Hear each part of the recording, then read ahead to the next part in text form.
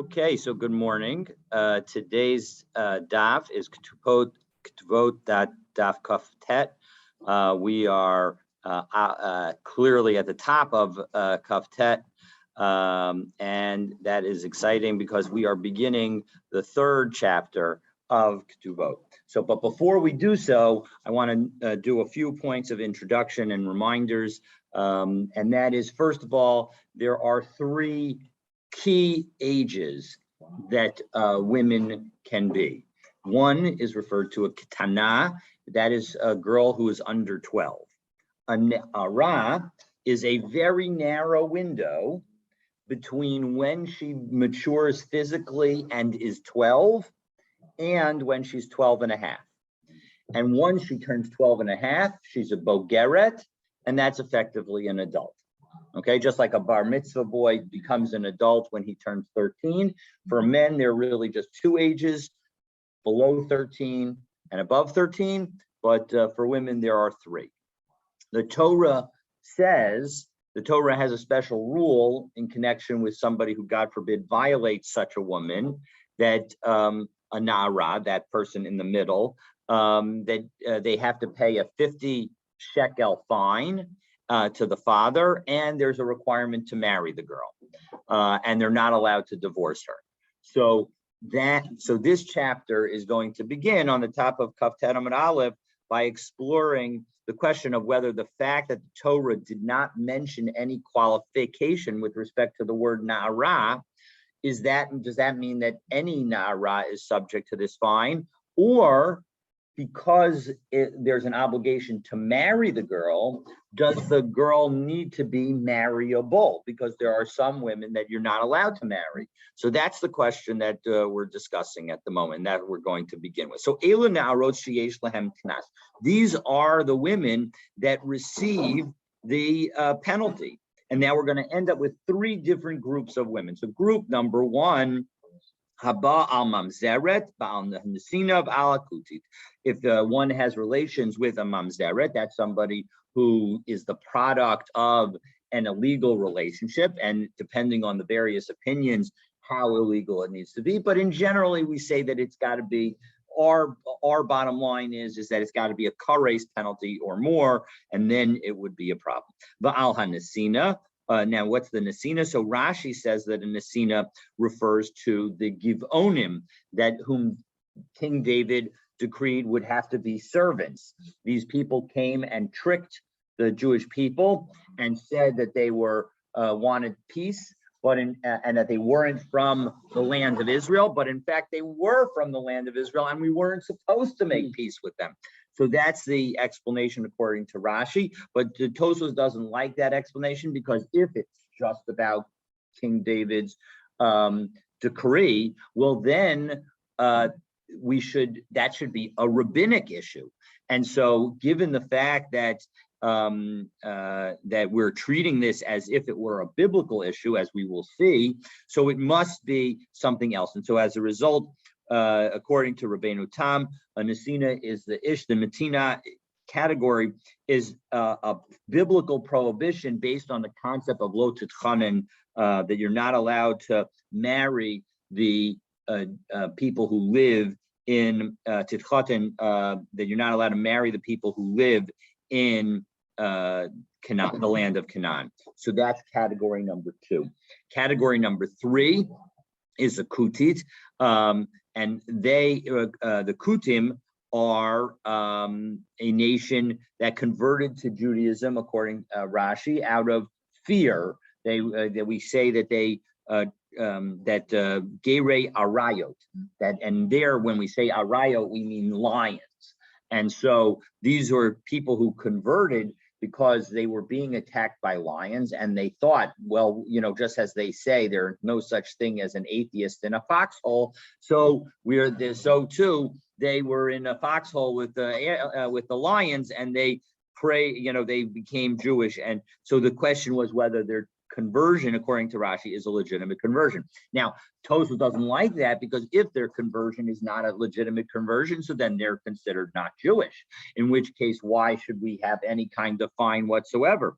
And so as a result, Tosfos suggests that the issue is not that they were, not that the conversion was not a good conversion, but maybe because of the whole concerns about them that we would, and because there's an idea that we want to keep separate from them, we will say that there's a prohibition. We won't give them the kanas. And the answer is that nonetheless we'll give them the kanas. So that is the summary of those three categories. Okay, so now haba, the second category, haba al hadiyoris val hashavuya val hashifcha. If one has relations with a, again, involuntary relations with a convert, a captive, or a slave woman, sheniftu v'shenisgairu v'nishischaru pechusos v'nos shlosh shneim Yisrael shalosh shanim v'yom echad. That if they, and in each case they converted or were released or were freed within, before they turned 3 years and a day. And by the way, we use 3 years and a day just to mean that it's the day of the person's birthday. That's the day that is 3 years and a day. So it means that your birthday has come. So in all of those cases, because as we saw earlier in this Maseches, that I believe it was in this Maseches, not the last one, but that we saw that they are, that even if they had been violated at an earlier age, we say that they are considered to have regrown their hymen, and as a result, they are subject to this rule.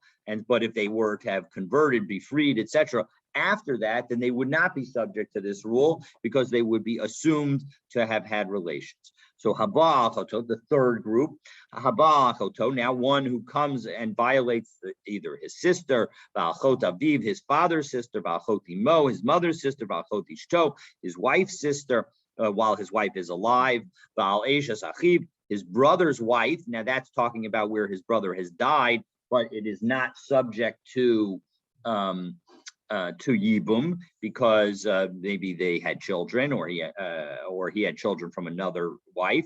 Val eshes achei aviv, or his father's brother's wife. Val hanida, or to any woman in menstruation. Yesh lahem kanas. All of these women, even though there's a prohibition of kares, a penalty of kares for having relations with them, even though these are people for whom the relationship causes that person to be subject to a penalty of kares, ein b'hen misas beistin, because there's no misas beistin, because the court of law does not enforce a judgment of execution. So as a result, we do not apply a principle called cum le b'derabba mineh. Cum le b'derabba mineh says that if you in fact do two things at one time, and so you have both violated Shabbos and by burning down your neighbor's field, and you've damaged their field by burning it down.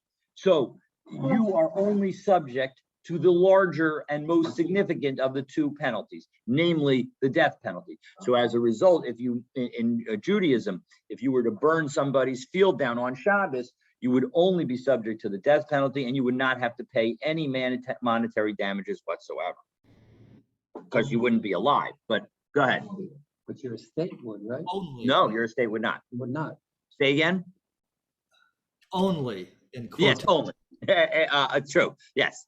Only in quotes. Air quotes are appropriate. Only death penalty. Nothing worse. Nothing. Exactly.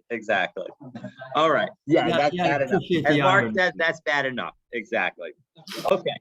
So now the Gemara is going to that. So that's the that is our Mishnah. The Gemara is now going to ask two questions that are implied by a careful read of our Mishnah. So question number one is Hani naros psulos islahu knas.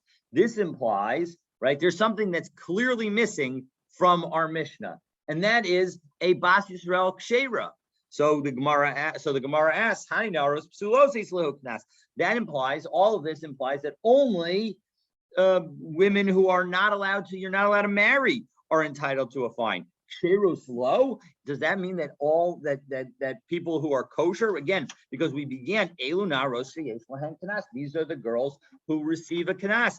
So Does that imply that the ksheros don't get a knas? So haki kamar elu naros psulot sheyesh lahem knas. No, we got to reread it.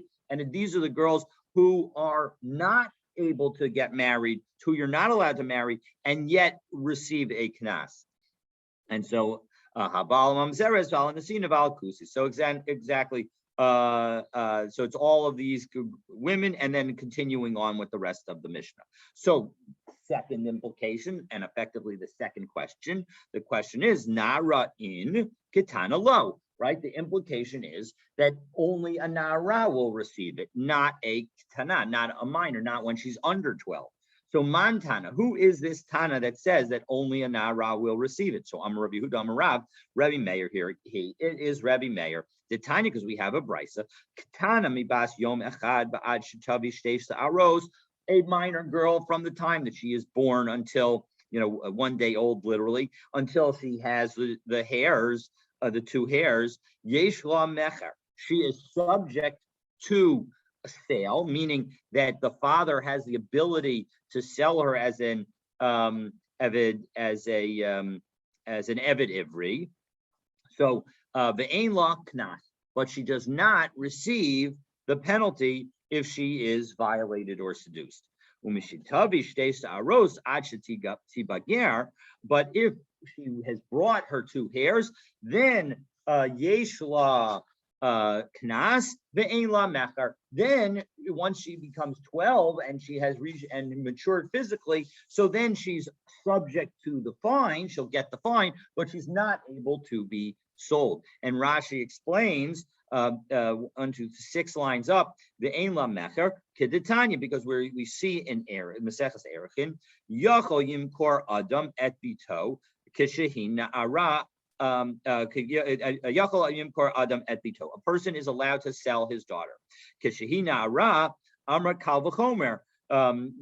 when it comes to her being a nara, we will say a kal v'chomer.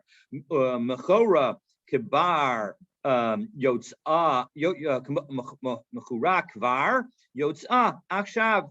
That if she were to have been sold already, she would go free now, because an eved ivri, a girl sold before she turns 12, goes free once she turns 12. So as a result, she'ena mechura, if she has not yet been sold, eino din shelo timkor. Shouldn't it certainly be the case that she's not allowed to be sold? And so as a result, that's the basic teaching. So Divrei Rabbi Meir, and again, all of this was Rabbi Meir, and so we see that according to Rabbi Meir, Shahaya Rabbi Meir Omer, Kol Makom Sheyesh Mecher Ein Knas, V'Kol Makom Sheyesh Knas Ein Mecher. And this is all part of the brisa that it specifically says that Rabbi Meir says that whenever there's a knas, there's no fine. I mean, whenever there's a fine, there's no ability to sell. Whenever there's an ability to sell, there's no fine. Okay, but however, v'chachamim omrim ketana mibas shalosh shanim b'yom echad ba'ad shetigbager yesh la knas, that she gets the knas from the time she turns 3 years and a day until she turns 12 and a half. And the reason is that once she turns 3 years and a day, any kind of marital relations with her will take away her basula status. And so as a result, that's why the rabbis say that she would even get a knas. And so for her, there's the ability to both get a knas and or sell or be sold between the ages of 3 years and a day and 12. All right. So knas in mecher lo. So 1 second. Actually, we're going to now confirm this with what I just said. So does this mean, according to the rabbis, that she gets the knas from the age of 3, but she's not able to be sold? So no, not necessarily. Ema, as we turn to Kaftetam Bet, af knas b'makom mecher. No, really it means that there's also a fine, in addition to the ability to sell. But the bottom line is that our Mishnah is like Rabbi Meir, because our Mishnah is saying only a na'ara, only the girl between 12 and 12 and a half gets the penalty, receives or is a knas owed for it. Now, by the way, I'll just note the knas gets paid to her father, not to her. Okay, Bahani. Otherwise, the husband would get it back. What? Otherwise the husband would get it back. Bahani b'nei knasa ninhu. So, second, now are these na'aros really able to get a fine. So now that we've dealt with those two questions, so now the Gemara addresses the question of why the fine should apply in all these cases when the fine would be 50 silver pieces. Now, I don't know exactly how much that's worth today, but it's probably worth a lot. So the Gemara says, why is the fine going to be applicable in all these cases when you can't actually marry the girl? So that's what we're going to talk about now. The Hani b'nei knasa ninu are these really subject to the fine? The mai ikre kan v'lo siyeh leisha. Excuse me, please. That it says that she shall be to him as a wife. Isha haru'uya lo. That implies that it's got to be somebody that he is able to marry. So Amaresh Lakish, Nara, Nara, Hanahara.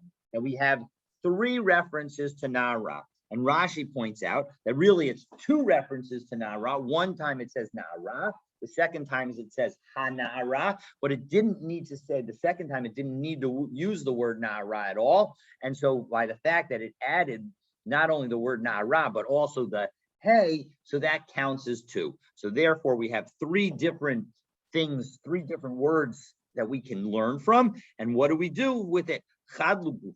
One of it teaches us the underlying law, namely that if you violate somebody in this status, you have to pay the fine.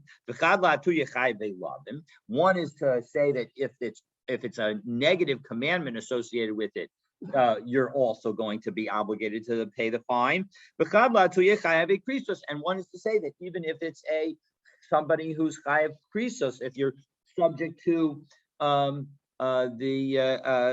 being a heavenly punishment of being separated from the rest of the community, so too also that's going to be a situation where if somebody were to violate the girl, she would the violator would have to pay the fine.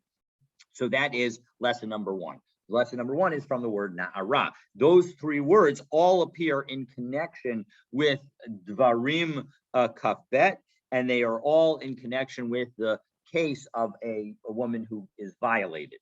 But Rav Papa is going to say, no, it's not from there, but rather it's from the psukim that talk about what is known as a mifateh.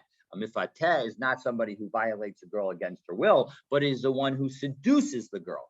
And so as a result, everybody is engaging in the act voluntarily, but still because we attribute the seduction to him, we are going to still have a penalty for him because he has undermined the father's ability to engage in a marriage transaction. So Rav Papa Amar Besula Besulos Ha Besulos. So again, Rashi explains that Besula is the word that it reuses the first time, and then it uses the word Ha Betulot, Ha Besulos. And so as a result, again, it didn't need to use the word Besulos at all. And the fact that not only did it use the word Besulos, but it used the word Ha Besulos, so that teaches that in fact, again, we have 3 extra teachings. So Chad L'Gufei, again, one is to teach itself. So again, one is each to take us through the 3 different levels. One is the plain level, where it's mutter to marry the person. One is the lav level, where it's a negative prohibition to marry the person. And one is where it's actually a prohibition of kares. So the Rav Papa, my time lo amar karesh lakish. So why doesn't Rav Papa, who learns from Besulot in connection with the mefata, in connection with the seducer, why doesn't he learn from the word na'ara? He needs that word. He needs that word na'ara, like Abaye says, because what does Abaye say? To Amar Abaye, ba'aleha umesa patur. That if in fact the person had violated the girl, and between when he did so and when the court obligates him to pay the penalty, the woman happens to die, so then he does not have to pay the fine to the father, because what does it say? Shneamar v'nasan le'abi hana'ara. So again, why does it need to use the word na'ara? To teach us la'avi na'ara v'lo la'avi mesa. it teaches us that only if she's still alive does she need to pay it. And so as a result, we've now used the word hana'ara in order to teach us something. So we don't have it available for to teach the other thing. And that's why Rav Papa says, let's learn it from Betulot. So the Reish Lakish, my time low Amar Rav Papa. So why doesn't give a question? We're assuming that the death was unconnected to the. Yes. So we're assuming the death is unconnected. It does provide terrible incentives for mobsters, but yes, you're absolutely right. That's we're assuming. Yes, presumably you would be charged for the murder. That's exactly. No, we don't want anybody charged for murder. Exactly. We don't want anybody to do the murder that they would be charged for. Okay.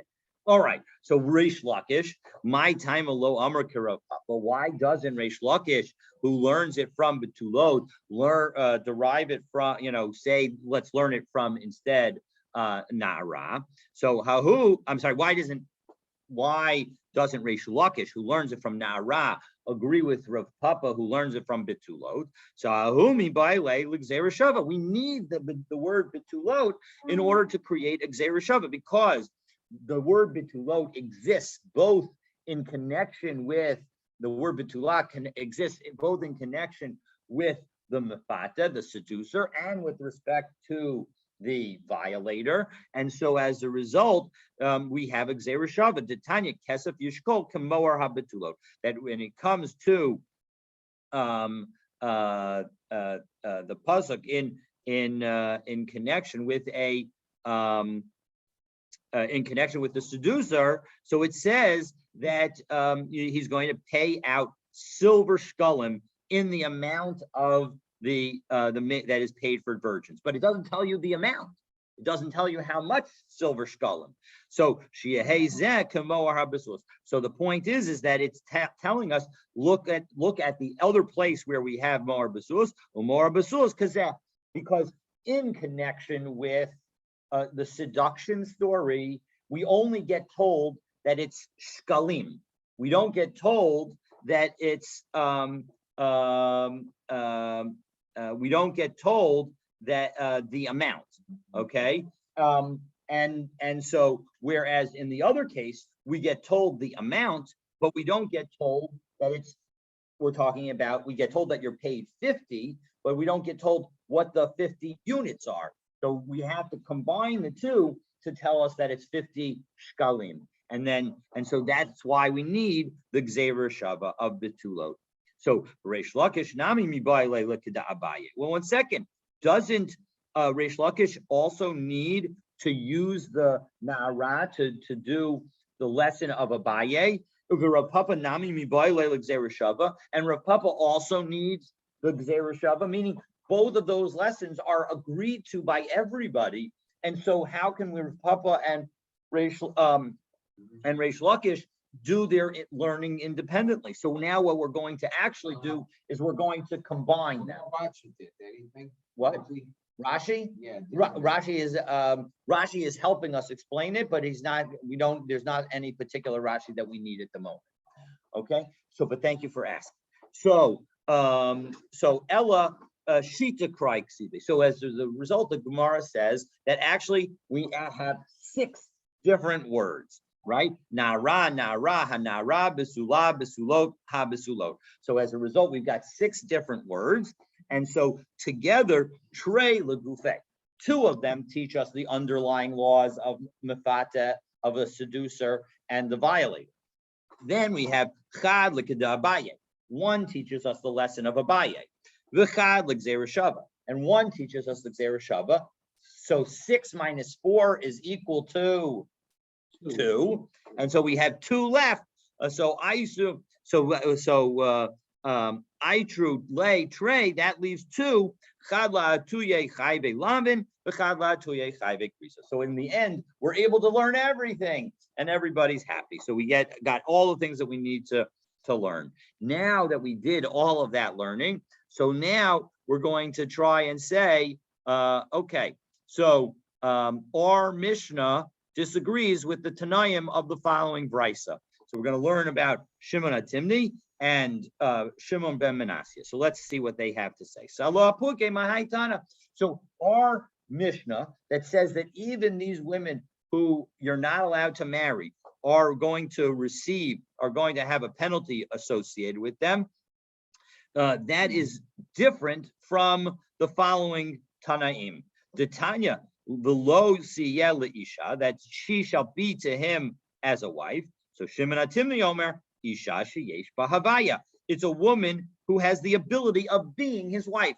She may not have to he may not be allowed to stay married to her, but at least the act of Kedushin will apply.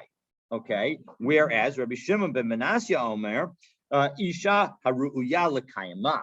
No, it means that a woman who can stay married to him, that's the only woman who gets the penalty. So again, this is different from Reish Lakish and Rav Papa's lesson. They don't apply these lessons. They don't say that even these women who are subject to these penalties would also get the fine, but rather the fine is only limited to those who are able to be married. Go ahead. What penalties are we talking about here again? Sorry, say that again. What penalties are we talking about? The penalty of either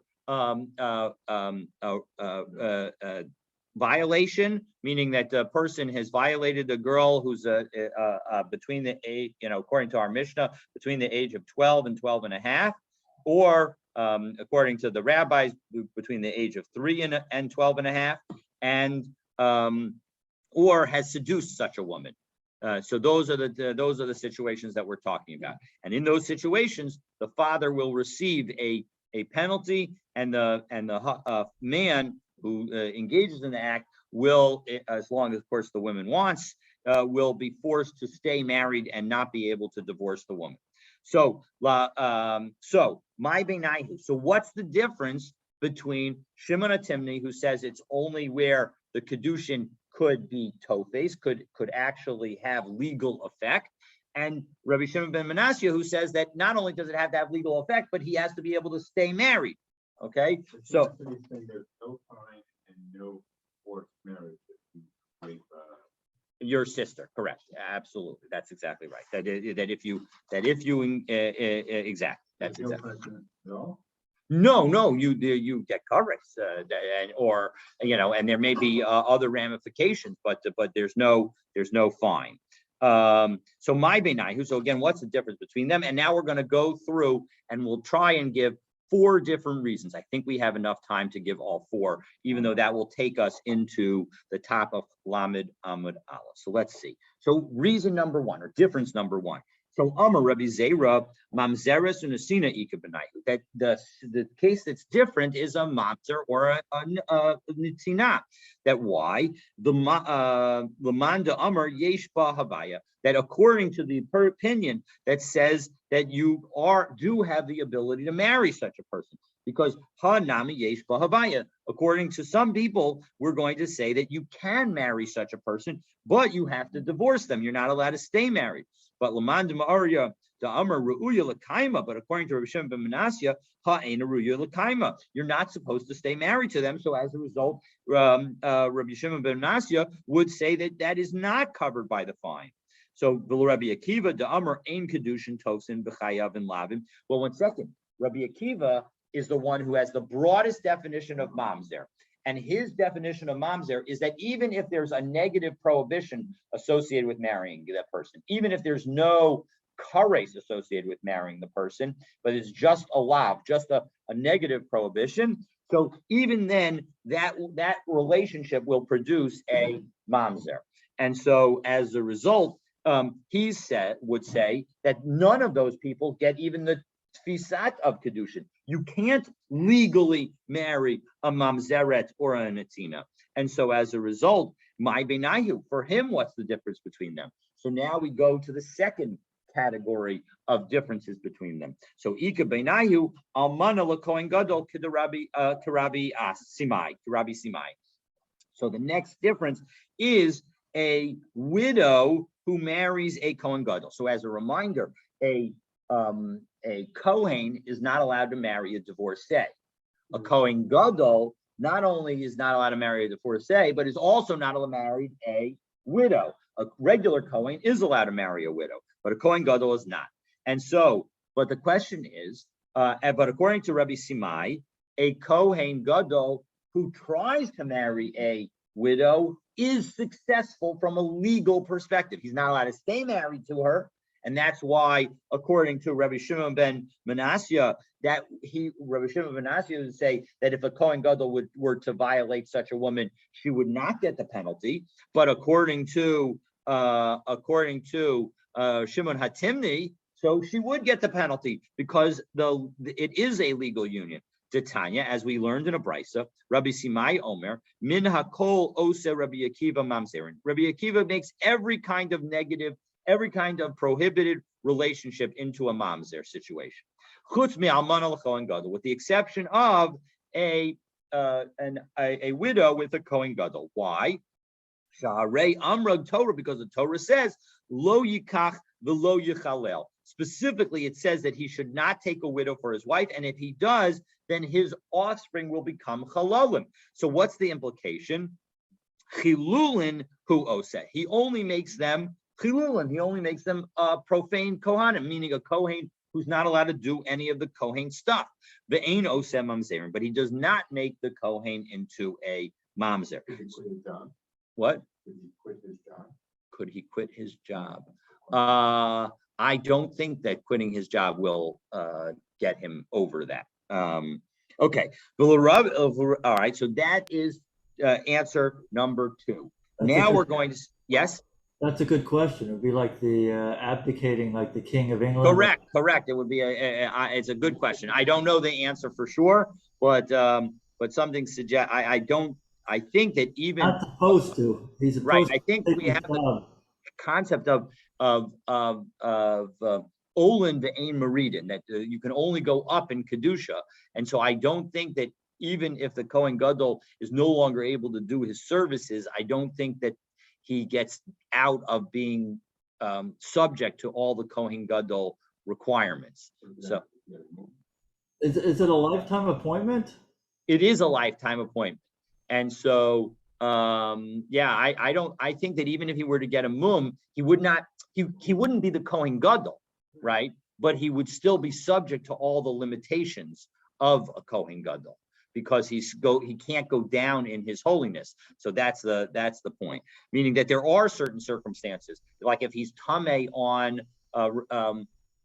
Yom Kippur, and we have to appoint another Kohen Gadol for that moment, the person that we appoint Kohen Gadol never goes down in even though he will stop serving as Kohen Gadol when the other Kohen Gadol, is no longer Tameh, but he doesn't go down in his Kedusha. So I'm pretty sure that he would still be subject to these limitations, but I'm not 100% certain. Okay, Rabbi Yesheva de Amar, what about Rabbi Yesheva? Rabbi Yesheva disagrees, has a machlokas with Rabbi Simai. And actually he has a machlokas with Rabbi Akiva, and doesn't like Rabbi Akiva's opinion. But in describing Rabbi Akiva's opinion, he differs with Rabbi Simai. So let's see how that happens. Rabbi Yesheva de Amar bo v'nitzvach al Akiva ben Yosef. Let's go complain and yell about Akiva ben Yosef, Rabbi Akiva, because Shahaya Omer kol she'ein lo bia b'Yisrael, because he says that anybody whom you're not allowed to have marital relations with, Havlad Mamzer, the child is a Mamzer. Well, just to be clear, that would include the case of a Kohen Gadol with a widow. And so as a result, that would seem to imply that a Kohen Gadol would be would not be able to, according to his view of Rabbi Akiva, would not be able to marry, and there would be no marriage that would take effect when a Kohen Gadol tries to marry a widow. And so as a result, that's not going to be a difference between Shimon Hatimni and Rabbi Shimon ben Manasseh. So we need a new explanation. So that gives us, Ika Benayu, so that gives us the next one as we come to the top of Lamed Amud Aleph. And I realize I didn't write number 3 here, so I want to just write a note. So this is number 3. Okay. So chayave ase mitzri v'adomi. So now we're going to say that the next category that might be the difference between them is an Egyptian and an Edomite. That they are. There's no negative prohibition about marrying a convert from Egypt or from Edom. However, there is a positive commandment that you should not marry them until the third generation. So if that's true, so that would be the difference, because you're not supposed to stay married to them, but you can do, the marriage does take effect. So Is a woman, a man, Jewish man with a Egyptian woman, or vice versa, or either way? Well, we're always talking about the Jewish man doing the violating. So we're talking about an Egyptian or Edomite female convert.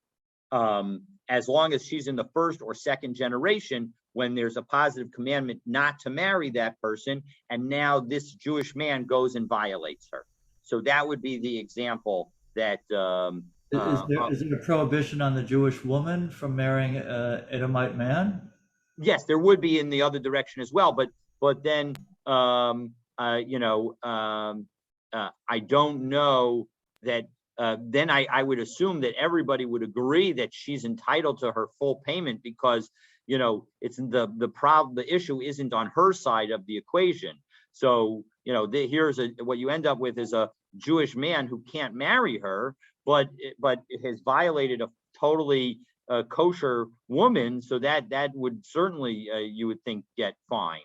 We're going in the other direction to try and say that even if the woman is an Egyptian or Edomite convert, that she'll still get the fine, at least according to Shimon HaTimni, even if not according to Shimon ben Manasseh. Now, again, all of these will get the fine according to our Mishnah, but we're trying to distinguish between Shimon HaTimni and Rabbi Shimon ben Manasseh. Okay, so, but now we're going to say that when we understood, so Hanikal Rabbi Yeshevav ila apuke mitayma de Rabbi Simai Kasi. Now, when Rabbi Yeshevav said, right, Rabbi Yeshevav is the one who said, as we just saw a moment ago, that we should complain about Rabbi Akiva because he says kol she'ein lo via b'Yisrael, anybody who can't engage or you're not allowed to engage in marital relations with. Now, we understood that initially as only being where there's a negative prohibition. And that would be to distinguish from the view of Rabbi Simai, who said that actually, even when there's a negative prohibition in connection with the Kohen Gadol and a widow, we don't apply Rabbi Akiva's statement. So, but we can also understand Rabbi Yeshevav's statement as being an even broader statement. And when it says that you're not allowed to cohabit with somebody, it means even if there's a violation of a positive commandment. So if that's true, so Shapir, so it's all okay if the point of Rabbi Yeshevav is to distinguish from Rabbi Simai. But Ela Itaima Dinashikamar, if he was talking about it from his own perspective, in which case, when he says that we're talking about somebody who cannot have relations, he could mean that you can't have relations even if because it's a violation of a positive commandment. So kol she'ein lo bia b'Yisrael havlad mamzer, right? If he was only saying for himself that in any situation where you're not allowed to have any kind of relations, then the vlad would be a mamzer. That could even apply even if it was chayve aseh, even if it was only a positive commandment that you would be violating. So in that case, my benayu, what would be the difference between them? So the Gemara answers, Ika benayu be'ula l'chohen gadol. So the difference would be is a be'ula, a virgin with a kohen, or a non-virgin, excuse me, with a kohen gadol. So what's the issue? The issue is that a kohen gadol specifically is supposed to marry a virgin, and it's a positive commandment for them to marry a virgin. So what does so why isn't that a umayshna? So the Gemara asks, why is that different from an Egyptian or an Edomite where there's also a positive commandment? So the havalei aseh she'ein shava b'kol. because the positive commandment for a Kohen Gadol to marry a virgin applies to only the Kohen Gadol and not everybody else. So that's a different kind of asay. And so as a result, it could be that's the only category of difference between Rabbi Shimon HaTimni, who would say that in that case the Kohen Gadol who violated the non-virgin would have to pay the fine, whereas Rabbi Shimon ben Manasseh would say that he does not. Now, you may be asking, well, I don't understand. The whole purpose of the fine is to pay for somebody who has relations with somebody who is a virgin, meaning it's the elimination of the hymen. So Rashi and Tosfos explain that Rashi explains that we're talking about a woman who had relations shelo kedarka, in a non-usual manner. And so as a result, that is what we're talking about. That is the person with whom the Kohen Gadol had relations. And Tosfos doesn't like that answer. Tosfos actually says, no, the whole point is that the Kohen Gadol himself is the one who violated this girl for the very first time. And so now, after he's violated the girl, she is a ba'ula. So she's not supposed to be married to him, right? So as a result, and even though elsewhere in the Gemara, it says that if he did marry such a girl that he himself had violated, it would be okay and he'd be allowed to stay married to her. The point is that he's not supposed to marry her in the first instance. And so as a result, that would be the difference. So those are two explanations of what it means by Be'ulul Kohen Gadol, one according to Rashi and one according to Tosfos. That Kohen Gadol is out of control here. Yes, yes. We've had the Kohen Gadol in explanations number 2 and number 4 that is not doing the appropriate things. I don't know that I hope that this never actually happened. But again, there's always the theoretical possibility, and the theoretical possibility is an important thing to consider. So we'll pick up with an area in which Shimon HaTimni and Rabbi Shimon ben Manasseh agree with our Mishnah. So we've come up with a lot of categories. Most of the categories in our Mishnah, they disagree with our Mishnah and say that the Mishnah that we don't pay a fine. But there's going to be one category that we'll hear next time. And so God willing, tomorrow I won't be live and in person, but I will be live and online. And so hopefully I will see you at 7:45, God willing, tomorrow on the computer on Zoom. Have a wonderful day, and we finished at 8:30, so this is really wonderful. And safe travels to myself, I guess, and have a wonderful, wonderful day. Yes, you have a question? Okay. David, do you know about the weather tomorrow?